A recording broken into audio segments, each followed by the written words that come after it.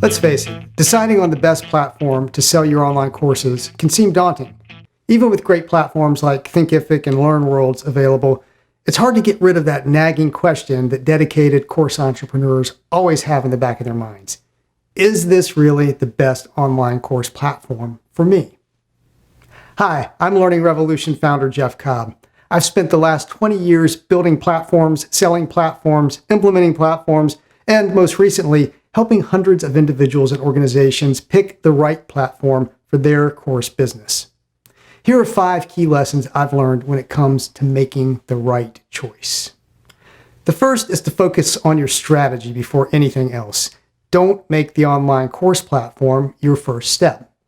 When you decide to create online courses, it's very tempting to just fire up Google and start searching for all the options for taking your content online. There are at least 2 big reasons not to do that. The first is that you will likely find yourself suffering from choice overload very quickly. There are many platforms out there, hundreds by some counts, and the number seems to be growing daily. That's great on a certain level. It means there's bound to be a platform that fits your needs. The problem is that your average aspiring course entrepreneur has a very hard time telling one platform from the next. If you haven't ever really thought about course platforms before, much less used one, then you don't know the mental shortcuts that will help you whittle down the choices. What usually happens is that paralysis by analysis sets in. In other words, you do nothing. You procrastinate, or you quit altogether, not just on picking your platform, but on your whole online course project. And that's one big reason not to make the platform your first step. The second is that you can get so caught up in all the cool tools and the different things that platforms can do that you let the tail start wagging the dog. That is, instead of letting your business strategy and your learning strategy drive your course platform choice, you pick a platform purely because of all the seemingly cool bells and whistles. Then you try to shoehorn it into your business and learning strategy. Sometimes that works. Very often it doesn't. In case it's not already obvious, getting very clear about your business strategy and your learning strategy should be your first step in picking a platform. You need to know where you want to go as a business. You need to know what experience you need to create for your learners in order to deliver the positive outcomes you plan to promise. Once you know those things, only then should you go looking for a platform. Now, the second lesson is to compare apples to apples, and this builds directly from the first point. Again and again, I have people write into me and say they're considering, for example, Udemy on the one hand and Thinkific as their platform choices. And I tell them, as nicely as I can, of course, that they don't know what they're doing. Why? Well, these are really fundamentally different platforms and fundamentally different choices. Apples and oranges, in my opinion. Yes, they both deliver online courses. Yes, they may both support your learning strategy. But from a business strategy and tactics standpoint, they're really very different. You'll have much more control over your content, your data, your pricing, and numerous other aspects of your business if you go with a platform like a Thinkific or a Teachable. Of course, with all that control, you're probably going to have to step up a bit more in making business decisions, and you won't have a pre-made marketplace to list your courses in like you would with Udemy. Very different choices. The fact is, if you really need a marketplace, then you really need a marketplace, and you'll need to be looking at platforms like Udemy or Skillshare or possibly Open Sesame. If you really need a WordPress plugin, then you really need a WordPress plugin. The key is you want to make those decisions as early in the process as possible, certainly well before you come down to a final decision, so that you're actually comparing platforms that are in the same category. You can see how I categorize platforms by visiting my overview of more than 15 online course platforms at learningrevolution.net/course platforms. The third lesson is to nail your requirements. Once you're clear about your strategy and about the type of platform you're looking for, spend some time thinking through and documenting your detailed requirements, meaning the features and functionalities you need your course platform to have before you go shopping.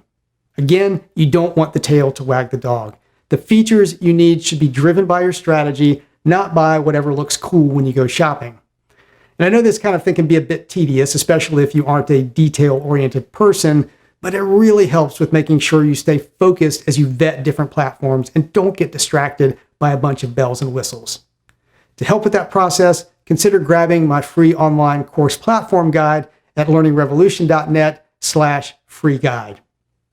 Part of what I include with the guide is an Excel sheet that lists out and organizes most of the major features you'll want to consider in a course platform. This makes it much easier to figure out the features that matter to you and to set your priorities. You might, of course, change your priorities some and even add some new features once you get a closer look at what's actually available out there. But by having the worksheet, you'll have a solid start that's grounded in what's going to work best for you, your business, and your learners. Fourth lesson, be realistic. One of the most common topics I hear about from Learning Revolution readers is marketing. I'm not even sure how many have written in at this point to say they want a platform that will, quote, do the marketing for me. And I have to tell them, sorry, that isn't going to happen. Yes, good platforms will definitely provide good tools for creating sales pages, emailing your users, managing affiliates, and all sorts of other marketing activities. And the best online course platforms are going to give you some support and education on how to market your courses effectively. But neither the platform nor the company is really going to market for you. And to be clear, that's almost as true of those marketplace platforms as it is of other options. Yes, they do try to sell as many courses from their catalogs as they can, including yours, but to stand out and be among the courses that actually sell well on those platforms, you nearly always have to do marketing of your own, starting with building your own audience for your own online courses. The bottom line is that online course platforms are built for delivering online courses and managing your learners. There are many other areas of running a successful online business in which they can provide some helpful tools, but there is no magic platform that's going to get all of your courses online for you, market them successfully, and then send you a check each month while you sit on the beach drinking Mai Tais. Now, of course, artificial intelligence could change things, and if that happens, then I'll come back and take all of this back. But until then, be realistic. Fifth lesson, don't overthink it. I know that's easier said than done, but really, as great as some of the platforms can be, the value of your online course business is not in your platform. It's in your content. It's in your relationship with your learners. Most fundamentally, it's in you and the unique perspective and experience you bring. Now, it's true that changing platforms down the road, if it comes to that, can be a pain, but trying to guess the future is impossible. In case it's not already obvious, there is no single one-size-fits-all best online course platform. There's only the best online course platform for your specific needs at this specific time.